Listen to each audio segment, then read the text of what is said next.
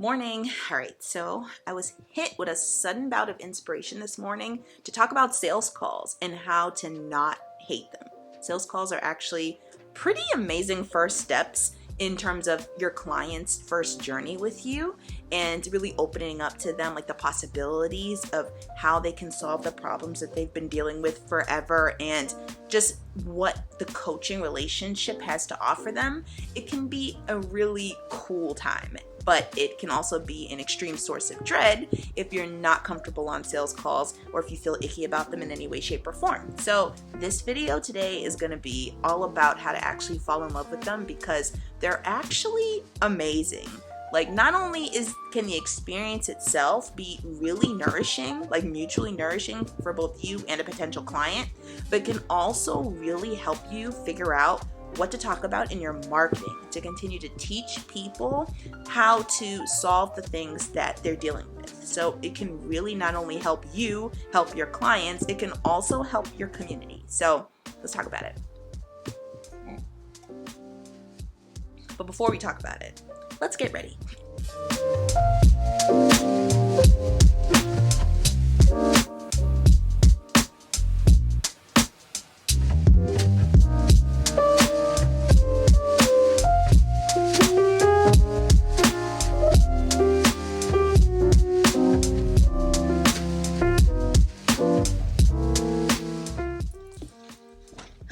All right, let's talk about it.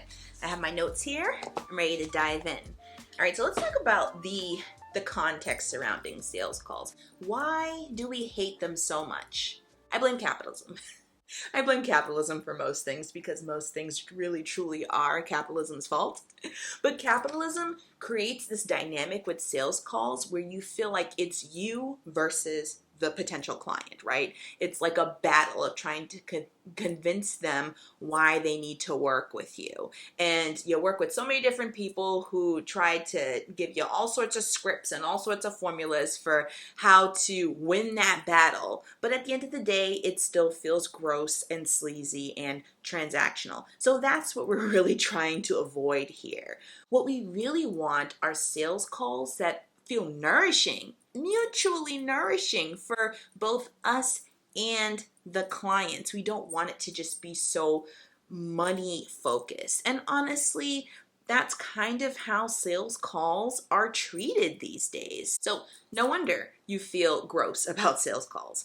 And sales calls also make us feel like we have to be the experts, right? The experts, we have to know exactly how to solve every single client's problem. And that's a lot of pressure that you're putting on yourself to be able to solve every single possible problem that your client can bring to you during these calls. And they can bring a lot of problems.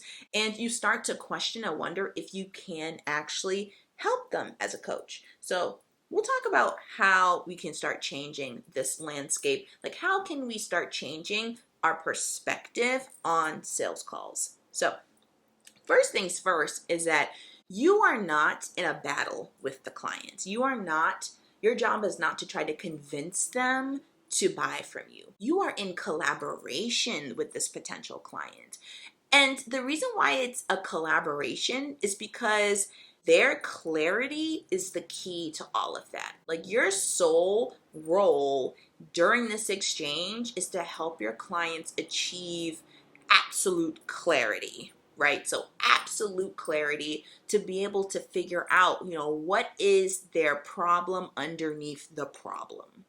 And then once they can clearly see what their problem underneath the problem is, they can then clearly see what it is they truly want.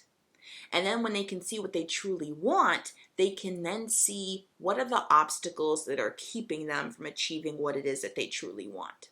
But the fundamental building block here is achieving that first level of absolute clarity. And the way that that's done is that you, as the coach, the mentor, the guide, you are asking relevant questions to help them get there. When I think about this, I think about your potential client, or even your clients in general. They are the ones driving the car. Like, they're driving the car and you are in the passenger seat. But you're in the passenger seat blindfolded.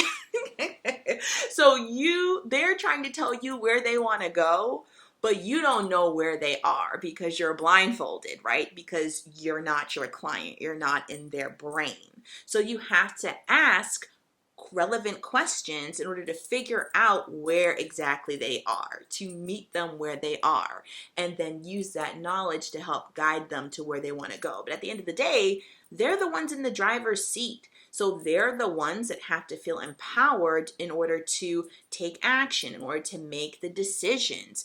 It's the transformation needs to occur in their mind, right? Like the sales call is not about you.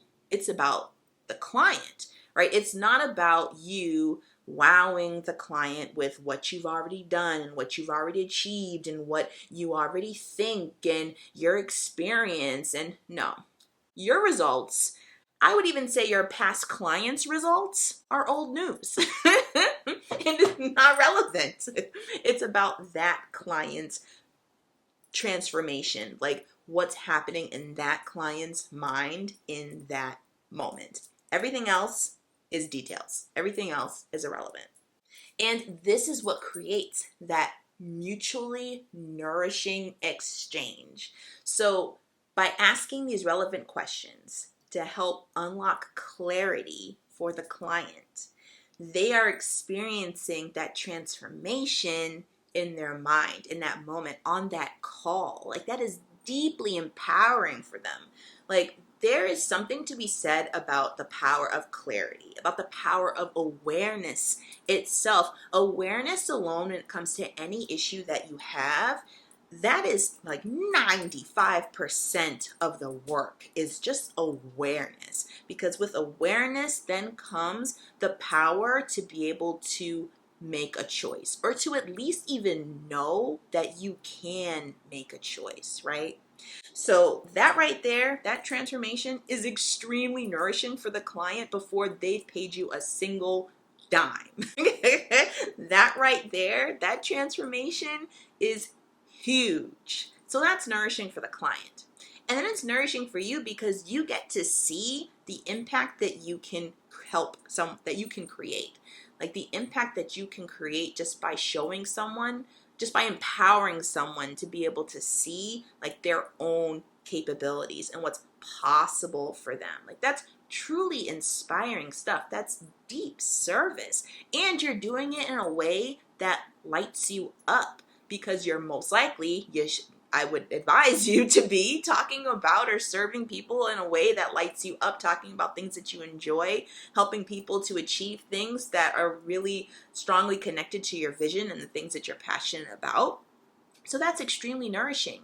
And on top of that, they're going to want to work with you. They're going to want to pay you money for this service that you are providing, because it is incredibly, incredibly valuable, incredibly valuable. So it is inherently growing your business.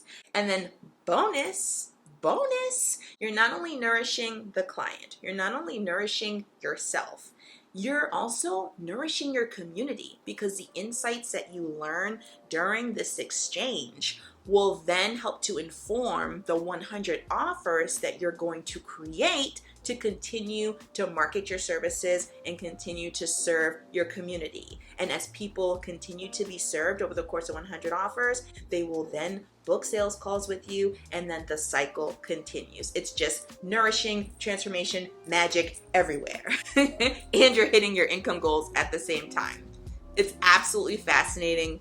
It's incredible. So, with that being said, if you would like to hit your income goals one client at a time and be able to do sales calls and business in general in a way that is mutually nourishing without the capitalist sleaze, then there's a place for you in my one-on-one coaching program.